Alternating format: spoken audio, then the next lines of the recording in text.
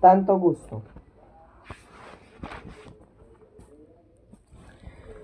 Imagínate que alguien te informa de tu amigo fulanito o tu amiga Susanita. Ha sido detenidos por conducta inmoral en la vía pública. Puedes estar seguro de que su inmoralidad no ha consistido en saltarse un semáforo en rojo o haber dicho a alguien una mentira muy gorda en plena calle, ni tampoco es que hayan sustraído una cartera aprovechado de las aperturas urbanas.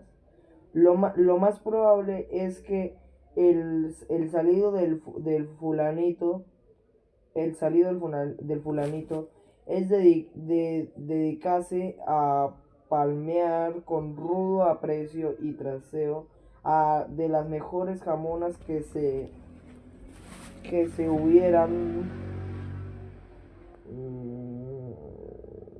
jamonas que se fueran cruzado en su camino, o que la o que la des o que la des, descocada de Susanita, tras unas cuantas copas, se haya empeñado en mostrar a los visitantes que su anatomía nada tiene que envidiar a la más atrevida modelo. Y si alguna persona de las llamadas respetables, como si el resto de las personas no lo fuesen, te anunciaran el tono severo que tal o cual película es inmoral, ya sabes que no se refiere a que parezcan varios asesinatos en la pantalla o a que los personajes ganen dinero por medios poco limpios, sino a, bueno, tú ya sabes a lo que se refieren. Cuando la gente habla de moral y sobre todo de inmoralidad, el 80% de las veces, y seguro que me quedo corto, al ser al sermón trata de algo referente al sexo. Tanto que algunos creen que la moral se dedica ante todo a juzgar a lo que la gente hace por sus genialidades, por sus genitales. Verga. El disparante no puede ser mayor, y supongo que por poca atención que hayas dedicado a lo que te vengo diciendo hasta ahora, ya no se te ocurrirá compartirlo. En el sexo de por sí no hay nada más inmoral que en la comida o en que los paseos por el campo. Claro que alguien puede comportarse inmoralmente en sexo utilizándolo para hacer daño a otra persona, por ejemplo. Lo mismo que hay quien que se come el bocadillo del vecino y aprovecha sus paseos plan, para planear atentar a los terroristas. Y por supuesto, como la relación sexual puede llegar a establecer vínculos muy poderosos y complicaciones efectivas muy dedicadas entre la gente, es lógico que se consideran especialmente los miramientos debidos a los semejantes tales casos. Pero por lo demás te digo rotundamente que en lo que hace disfrutar a dos no daña a ninguno, no hay nada de malo. El que verás está malo es quien cree que hay algo malo en disfrutar. No solo es que tenemos un cuerpo, como se lo suele decir casi con resignación, sino que somos un cuerpo sin cuya satisfacción y bienestar no hay buena vida que valga. El que se avergüenza de las capacidades golosas de su cuerpo es tan bobo como el que se avergüenza de haber aprendido la tabla de multiplicar. Desde luego, una de las funciones indudablemente importantes del sexo es la procreación. ¿Qué te voy a contar a ti, que eres un hijo mío? Y una consecuencia de la que no puede ser tomada a la ligera, pues impone obligaciones ciertamente éticas. Repasa, si no te acuerdas, lo que te he contado antes sobre la responsabilidad como el reverso inevitable de la libertad Pero la experiencia sexual no se puede limitarse simplemente a la función procreadora en los seres humanos. Los dispositivos naturales para asegurar la perpetuación de la especie, sí, de la especie tienen siempre otras dimensiones de la biología, no parecen haber previsto, se les añaden símbolos y refinamientos, invenciones preciosas de esa libertad, sin la que los hombres no seríamos hombres, sin la que los hombres no seríamos hombres. Es paradójico que sean los que ven algo de malo o al menos de turbio en el sexo quienes dicen dedicarse con demasiado entusiasmo animaliza al hombre. La verdad es que son precisamente los animales quienes son los que emplean el sexo para procrear. A lo mismo que solo utilizan la comida para alimentarse o los ejercicios físicos para conservar salud. Los humanos, en cambio, hemos inventado el erotismo, la gastronomía y el atletismo.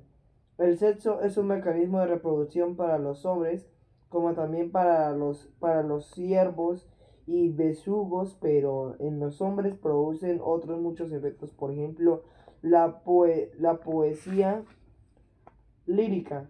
En la institución matrimonial que los siervos ni los besugos conocen, no sé si por desgracia o por suerte para ellos, cuando más se para el sexo de la simple procreación, menos animal y más humano resulta. Claro que pase ello derivan las consecuencias buenas y malas, como siempre que la libertad está en juego, pero de ese problema te vengo hablando casi desde la primera página de este rollo. Lo que se agazapa en toda esa obsesión sobre la inmortalidad sexual no es ni más ni menos que uno de los más viejos temores sociales del hombre, el miedo al placer. Y como el placer sexual destaca entre los más intensos y vivos que pueden sentirse, por eso se ve rodeado de tan fanáticos recelos y cautelas, porque ¿por qué asusta el placer? Supongo que se da porque nos gusta demasiado a lo largo de los siglos. Las sociedades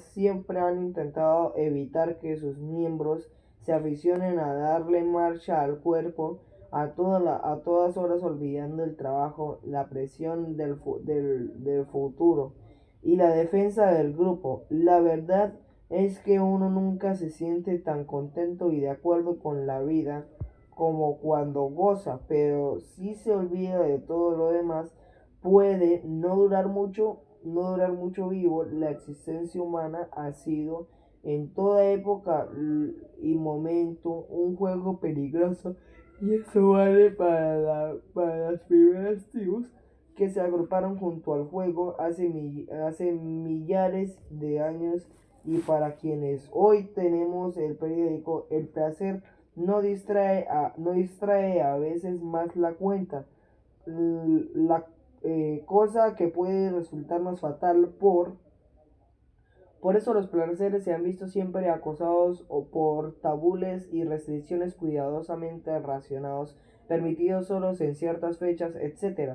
Se trata de precauciones sociales que a veces perduran aun cuando ya no hacen falta para que nadie se distraiga demasiado del peligro de vivir. Por otro lado están quienes solo disfrutan no dejando de disfrutar, quienes tanto miedo a que el placer les resulte irresistible, se angustian tantos pensando en lo que puede pasar si un día le dan la verdad gusto al cuerpo, que se convierten en calumniadores profesionales de placer, que si el sexo esto, que si la comida y la bebida lo otro, que si el juego lo de más allá, que si basta riquezas, fiestas con lo triste que es el mundo, etcétera. Tú ni caso, todo puede llegar a estar mal o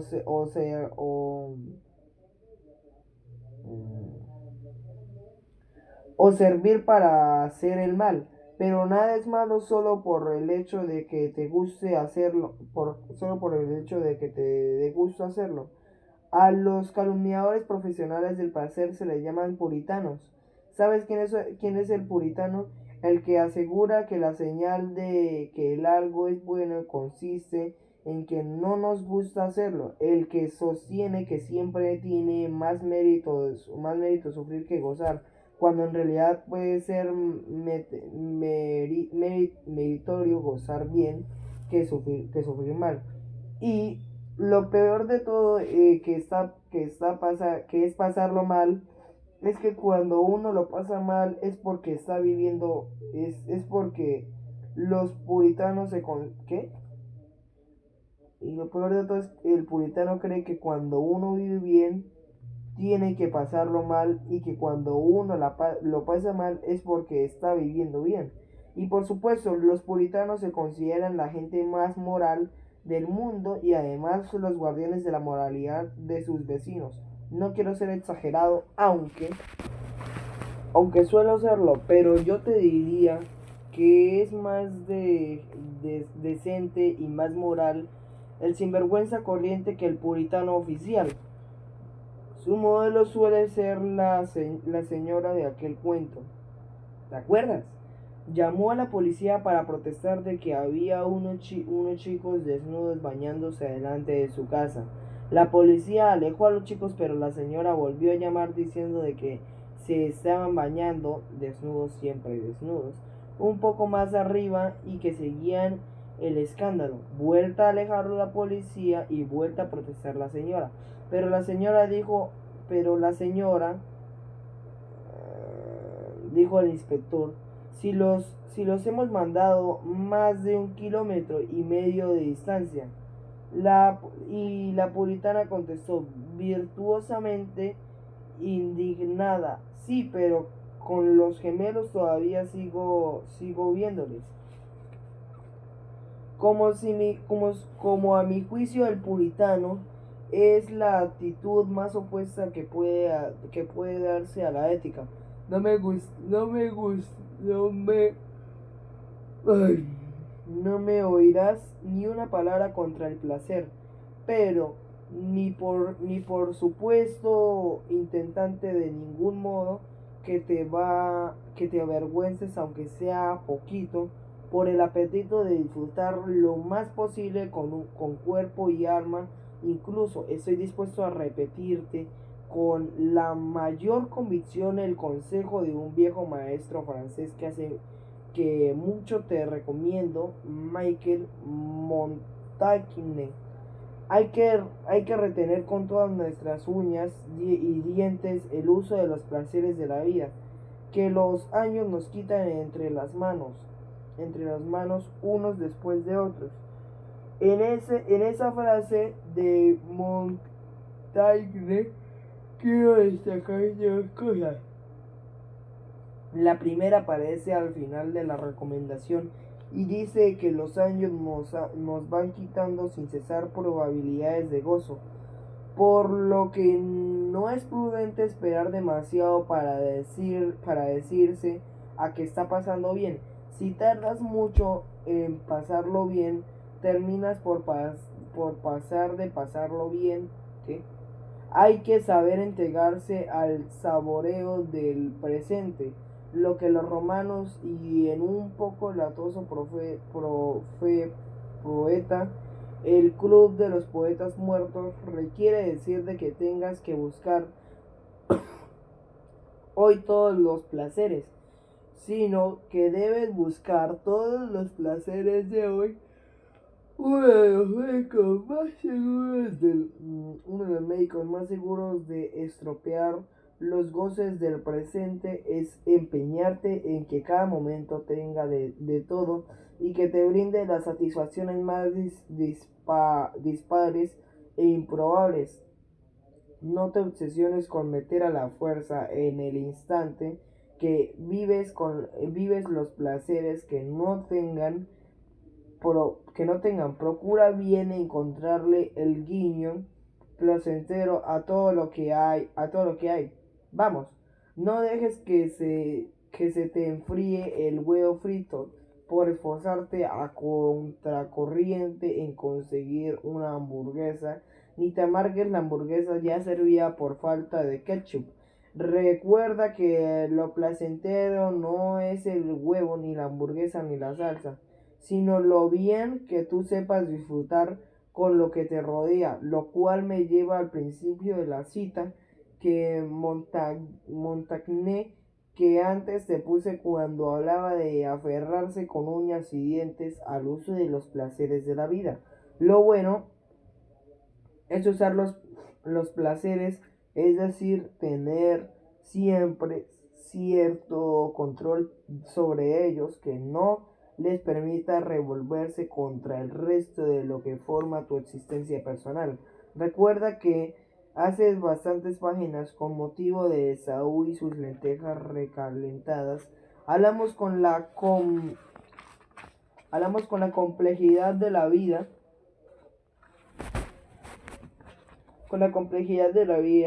y de lo recomendable que es para vivirla bien, no simplificarla más de lo debido. El placer es muy agradable, pero tiene una fastidiosa tendencia a lo excluyente. Si te entregas a él con demasiada generosidad, es capaz de irte dejando sin nada con el pretexto de habértelo pasar bien. Usar los placeres, como dice Montaigne, es no permitir que cualquiera de ellos te borre la posibilidad de todos los otros, y que ninguno te esconda por completo el contexto de la vida, nada simple, en que cada uno tiene su ocasión, en su ocasión. La diferencia entre el uso y el abuso es precisamente esa. Cuando usas un placer, enriqueces tu vida, y no solo el placer, sino que la vida misma te gusta cada vez más. Es señal de que estás abusando de notar que el placer te va empobreciendo la vida, y que ya no interesa la vida sino solo para particular placer, o sea, que el placer ya no es un ingrediente agradable de la plenitud de la vida, sino un refugio para escapar de la vida, para esconderte de ella y calumniarla mejor. A veces decimos eso de me muero de gusto mientras se trae el lenguaje figurado. No hay nada que objetar, porque ninguno de los efectos benéficos del placer muy intenso es disolver todas esas armaduras de rutina, miedo y trivialidad que llevamos opuestas, y que a menudo nos amargan más de lo que nos protegen. Más de lo que nos protegen. Al perder esas corazas, permanecemos morir respecto a lo que nos habitualmente somos, pero para renacer luego más fuertes y animosos. Por eso los franceses, especialistas delicados en esos temas, llaman al orgasmo la petite mort. La muertecita se trata de una muerte para vivir más y mejor, que nos hace más sensibles, más duele o fieramente apasionados. Sin embargo, en otros casos, el gusto que obedecemos amenaza con matarnos en el sentido más literal e irremediable de la palabra. O mata nuestra salud y nuestro cuerpo, o nos embrutece matando nuestra humanidad, nuestros miramientos para con los demás y para con el resto de lo que constituye nuestra vida. No voy a negarte que haya ciertos placeres por los que pueda merecer la pena juzgar la vida. Ahí. El instinto de conversación a toda costa está muy bien, pero no es más que eso, un instinto. Los humanos vivimos un poco más allá de los instintos, o si no la cosa, o si la cosa tiene poca gracia. Desde el punto de vista del médico o del acojonado profesional, ciertos placeres nos hacen daño y suponer un peligro, aunque para quienes tenemos una perspectiva menos clínica sigan siendo muy respetables y considerables. Sin embargo, permíteme que desconfíe de todos los placeres cuyo principal encanto parezca ser el daño y el peligro que proporcionan. Una cosa es que te mueras de gusto y otra bastante muy distinta, que el gusto consiste en morirse, o al menos en ponerse a morir cuando un placer, al morir. Cuando un placer te mata o está siempre para darte gusto, a punto de matarte o va matando en ti lo que tu vida hay de humano, lo que hace tu existencia ricamente compleja y te permite ponerte en su lugar de los otros, es un castigo disfrazado de placer, una vil trampa de nuestra enemiga la muerte. La ética consiste en apostar a favor de que la vida vale la pena, ya que hasta las penas de la vida valen pena. Y valen pena porque es a través de ellas como podemos alcanzar los placeres de la vida. Siempre contiguos es el destino a los dolores, de modo de que si me das a elegir obligadamente entre las penas de la vida, los placeres de la muerte, elijo sin dudar las primeras, precisamente porque lo que me gusta es disfrutar y no perecer.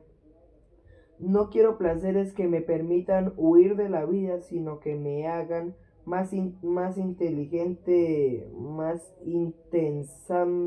intensamente grata. Y ahora viene la pregunta del millón. ¿Cuál es, ¿Cuál es la mayor gratificación que puede darnos algo en la vida?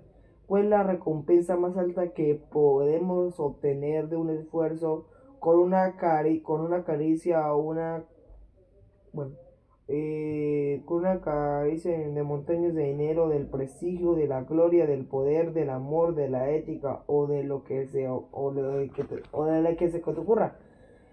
Te advierto que la propuesta tan sencilla que ocurre el riesgo decepcionante. Lo máximo que podemos obtener, sea lo que sea, es alegría. Todo cuando lleva la alegría tiene justificación, al menos desde el punto de vista, aunque no es absoluto. Y todo lo que nos aleja sin remedio es de la alegría, es un camino equivocado. ¿Qué es la alegría? Un sí espontáneo a la vida que nos brota dentro, a veces cuando menos lo esperamos. Un sí a lo que somos, o mejor a lo que sentimos ser. Quien te alegra ya ha recibido el premio máximo y no echa de menos nada. Quien no tiene alegría, por sabio, guapo, sano, rico, poderoso, santo, etcétera, que sea, es un miserable que carece de lo más importante. Pues bien, escucha el placer de su estupendo y deseable cuando sabemos ponerlo al servicio de la alegría, pero no cuando enturbia un componente. El límite negativo del placer no es el dolor ni siquiera la muerte, sino alegría en cuanto empezamos a perderla por determinado deleite. Seguro que estamos disfrutando con lo que no somos conveniente. Y, y es de la alegría, no sé si vas a entenderme, aunque no logro explicarme mejor. Es una experiencia que abarca placer y dolor, muerte y vida. es la experiencia que definitivamente acepta el placer y el dolor y la muerte y la vida. Al arte de poner el placer al arte de poner el placer al servicio de alegría, es decir, la virtud que se sabe no ir caer del gusto y en el disgusto, suele a llamar desde tiempos antiguos en plaza. Se trata de la habilidad fundamental del hombre libre, pero no está muy de moda y se le quiere sustituir por la abs, absteniencia radical o la prohibición policíaca. Antes de intentar usar bien algo de lo que se puede usar mal, es decir, abusar, lo que han nacido para robots prefieren renunciar por completo a ello y si es posible que se lo prohíban desde fuera para que así su voluntad tenga que hacer menos ejercicio. Desconfían de todo lo que les gusta o aún peor, creen que les gusta todo aquello de lo que desconfían.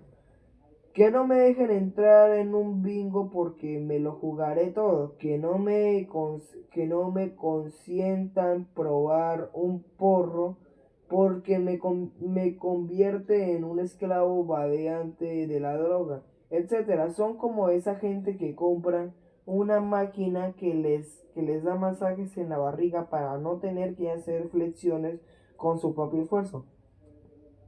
Y claro, cuando más privan la fuerza de las cosas, más locamente apetecen, más se entregan con mala conciencia dominados por mal triste todos los placeres. El placer de sentirse culpables, desengáñate. Cuando a uno le gusta sentirse culpable, cuando uno cree que un placer es criminal, lo que se está pidiendo a gritos es castigo.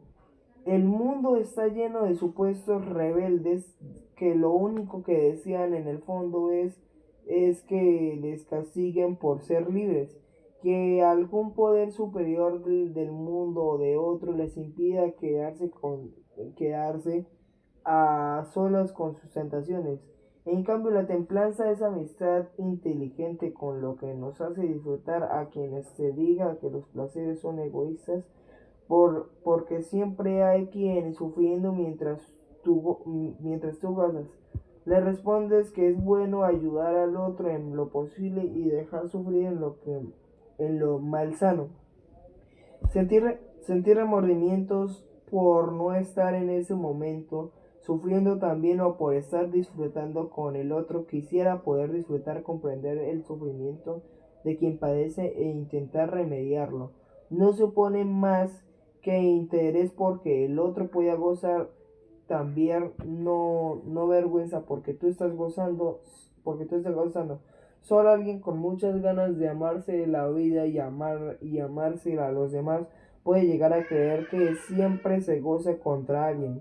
Y a quienes veas que consista sucios y animales, todos los placeres que no comparte o que no se atreve a permitirle, te doy permiso para que le tengas por sucio y por bastante animal. Pero yo creo que esta cuestión ha quedado ya suficientemente clara, ¿no? Sí. Ay, por fin.